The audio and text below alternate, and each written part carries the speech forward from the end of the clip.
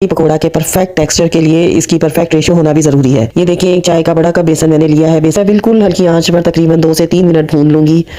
आधा किलो दही के लिए ये 1 कप बेसन, जो कि चाय का बड़े साइज का कप है, बिल्कुल परफेक्ट रहता है। आधा किलो दही के हिसाब से बता रही हूँ। एक छोटे साइज की प्याज, 5 लहसुन के जवे, एक छोटा सा अदरक का टुकड़ा। एक ग्राइंडर के जग में ले लें और पहले इसमें थोड़ी सी दही डालकर इसका पेस्ट बना लें और इसके बाद इसमें बाकी की दही और बेसन शामिल करके अच्छा सा मिक्स कर लें। बस इसमें एक दफ़ा और मसाले डालकर ब्लेंड करेंगे। नमक नहीं डालना। 1 चम्मच भर की हल्दी डाली है। इसी तरह 1 चम्मच से थोड़ी ज़्यादा पिसी लाल मिर्च और 1 चम्मच पिसा हुआ धनिया। दोबारा इसको ब्लेंड किया है और अब इसे एक देगची में डालकर इसमें 1 जग भरकर पानी डाला है और जब तक इसमें बॉयल आए फ्लेम को मीडियम रखेंगे और जैसे ही इसमें उबाल आने लगे तो हम आँच को बिल्कुल लो फ्लेम पर कर देंगे, यानी जिस फ्लेम पर हम चावल को दम लगाते हैं। दम की आंच पर हमने तकरीबन इसे 2 घंटे पकाना है और अगर पकाने के दरमियान में हर आधे घंटे के बाद हम इसमें थोड़ा सा पानी डालेंगे। यहाँ पर 1 पाव बेसन लिया है पकोड़े बनाने के लिए, इसको छान लिया है। इसमें नमक हस्बे जायका ऐड करेंगे, साथ इसमें थोड़ा सा बेकिंग सोडा डालेंगे, जिसको कि मीठा सोडा भी कहा जाता है, तकरीबन 1 मोटी चुटकी। अब आहिस्ता आहिस्ता पानी ऐड करेंगे और इसको हाथ की मदद से एक साइड में घुमाते हुए अच्छी तरह फेंटेंगे। इस तरह लगातार 5 मिनट तक अगर एक साइड पे हाथ घुमा के फेंटा जाए तो पकौड़ियाँ हमेशा नरम बनती हैं।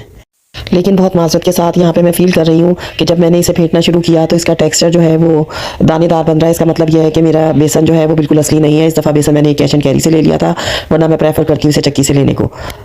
तब हो सकता है कि इसकी फुल्कियाँ सख्त बनने की वजह होती है, फुल्कियाँ सख्त बनने की, अगर हमारा बेसन सही नहीं हो। लेकिन अब टाइम नहीं है, बेसन चेंज नहीं हो सकता, तो मैं आपको बताऊंगी कि इन पकौड़ियों को हम कैसे मैनेज करेंगे कि ये बिल्कुल नरम रहे। सबसे पहले हम इसमें डालेंगे आधी चॉप हुई प्याज दरमियाने साइज़ की और थोड़ा सा हरा धनिया बारीक कटा हुआ।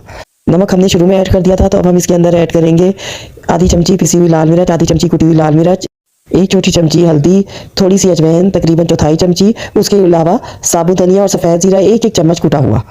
इनको एहतियात से मिक्स करेंगे कि कड़ी तकरीबन तैयार हो चुकी है। कड़ी को हमने जितना गाढ़ा रखना है उससे थोड़ी सी आप पतली तैयार रख रहा है। इसमें हम नमक डालेंगे 1 चम्मच भर के, आँच को बिल्कुल हल्का कर देंगे। यहाँ पर हमने एक कढ़ाई में ऑयल गर्म कर लिया है, बस इसके अंदर पकोड़े डालेंगे। चम्मच या हाथ की मदद से सारे पकोड़े इस कढ़ाई में डाल लें। लो मीडियम फ्लेम पर इन पकोड़ों को पकाएंगे तकरीबन 6 मिनट तक, ताकि ये अंदर तक अच्छी तरह पक जाए। मगर यहाँ पे हमारा बेसन नरम नहीं है, तो इसकी वजह से हमने अलग एक बर्तन में पानी गर्म किया है। पानी को तेज़ गर्म रखना है, बस उबाल नहीं देना। उस पानी के अंदर हम इन पकौड़ियों को ऐड कर देंगे और उस वक्त तक वेट करेंगे। जब आप हाथ लगाकर अंदाज़ा कर लेंगे कि पकौड़ी नरम हो गई है, तो आप इस पानी में से निकाल कर कड़ी के अंदर ऐड कर दें। ऐड करते हुए ये ध्यान रखें कि कड़ी के नीचे चूल्हा बंद हो। में ऑयल लेंगे तकरीबन 1 कप से कुछ ज़्यादा और इसके अंदर सबसे पहले साबुत गोल लाल मिर्चों को अच्छी तरह फ्राई कर लेंगे। इसके बाद हम इसके नीचे चूल्हा बंद कर देंगे। थोड़ा सा ऑयल नॉर्मल टेम्परेचर पर आ जाए तो हम इसके अंदर बाकी का बघार ऐड करते हैं।